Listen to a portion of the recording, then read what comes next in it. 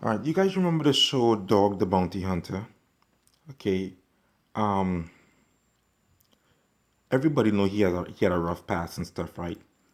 You don't think it's amazing like how a guy with all these felonies, all these arrests and so on, come out and have a successful Hollywood show? Check this out, right? Back in his days and stuff, right? I'm telling you, he was a junkie, right? They went to buy marijuana from a drug dealer. It so happened to be the drug dealer is black, okay, right?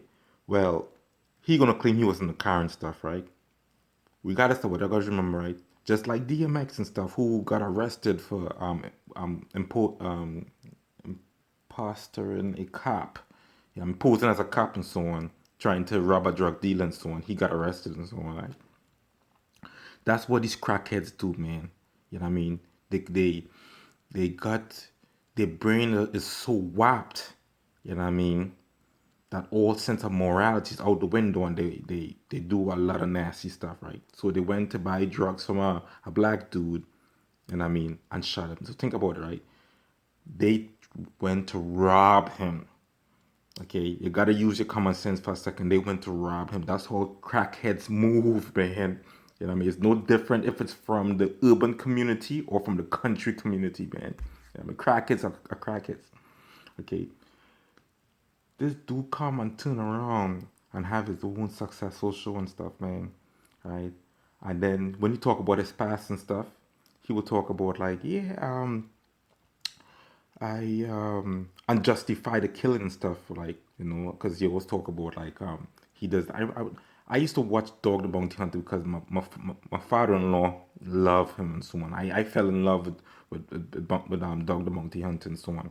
And I was him. He had a really distaste for drugs and stuff, right? Because he talked about it on his past and so on. I never knew that the dude he killed was a black dude, man. Okay, they went to rob the dude, bro. Okay, he could claim he's innocent and so on, you know what I mean? But like, accomplice is accomplice. I mean, if you in the vehicle, you're accomplice at the end of the day and stuff, man. Okay, I want to move away from that for a second, man. Um, I live in a law enforcement community and stuff, right? Blue lives matter. You see it all over the place and shit. It doesn't bother me. You know what I mean? Um, my, I'm my dad's twin. Okay, everybody could testify to that. When they look at my dad. My dad got the same facial mole, got the same mole by the toes and stuff. I mean, I'm my dad's twin. Okay, just like how my daughter is my twin. Anyways, man, my dad have a lot of jewelry and stuff. I love a lot of jewelry. Okay, in college and stuff, when um, all my friends, a lot of my friends are white. They had cars and stuff. They could afford cars. I couldn't afford cars, but I could afford clothes. A lot of New York City kids, that's all. We'll take our money and invest it in clothes, fashion. Okay, I'm still that way till this day. Why? Because why is it? Because I'm reading up on this guy called Olive Jerry Lee Oliver and stuff, man, and say he was really flashy and flamboyant and stuff, right? Not all flashy and flamboyant people are drug dealers, man. You know what I mean? I was a sophomore or a junior. I can't remember what year it was and stuff, right? But Mark Murray, the detective of Potsdam, okay, he was on my soccer team and so on.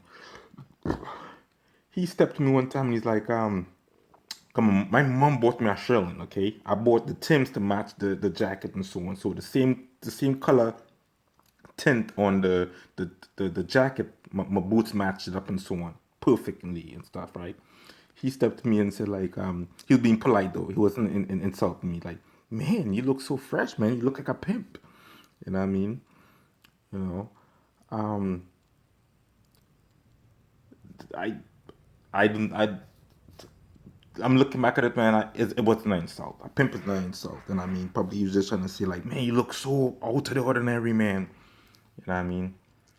Um, But one thing I want to say, man, okay, because he's a detective, okay, he's part of the law enforcement culture and so on up there, right? One time a drone followed me to my house. Okay, I put it up on Facebook and so on. About 4 days later, my neighbor Bush Allen or Bushy, okay, who's friends with them law enforcement guys and stuff, okay, got the law enforcement. The one time I brought the chick to my house, um, to to have sex. When the girl left and so on, I noticed those guys was there. The same guys who bought ice cream for me in the hospital and stuff, who put me up in the hospital, those guys was there and stuff, right? But anyways, right, so by association now, I know Bushy's friends with them, right? And what give it clearer too, that Bushy's friends with them, after I put up on, let's say Sunday, if I put up on Facebook that a drone follow me to my house and stuff, man, I'm sick and tired of it, blah blah blah blah. About Wednesday or Thursday, I'm cleaning my car. He walked across and he's whispering to me, right? I hear you having some problems with drones following you and stuff, man. You don't think it's your loud fashion, your loud cars and your loud sense of fashion and stuff. I didn't talk to this dude. And I mean, so in my mind, I was like, okay, he probably saw it, my post on Facebook, but we not friends on Facebook. You know what I'm saying? We never was friends on Facebook. He can't see what I post and stuff. You know what I mean? His boys, his circle was talking about me. And before this fucking asshole jump and jump to my defense, be like, you know what? Yeah, he's a disabled vet. He's not into no drugs and stuff. He doesn't even smoke. He doesn't even drink alcohol. Yo, I'm really pissed off, yo. I'm really, really pissed off. And one thing the culture of law enforcement, man. If you notice when the guy, George Floyd, when the guy had his knees on the man's neck, he didn't even budge. The philosophy of law enforcement is this, right? You gotta own it. If you make a mistake, pretend like it's not a mistake and own it. They fucked up my life, man. They really did fucked up my life. But they're trying to make it look like it it was intentional. Like they was trying to provide me therapy from day one and so on. And I mean, oh, it's to help PTSD. This is not no fucking therapy shit. Shooting at my car. They fucking shot at my fucking rims, yo. I crashed my fucking car in Canada because of this stupidity, man.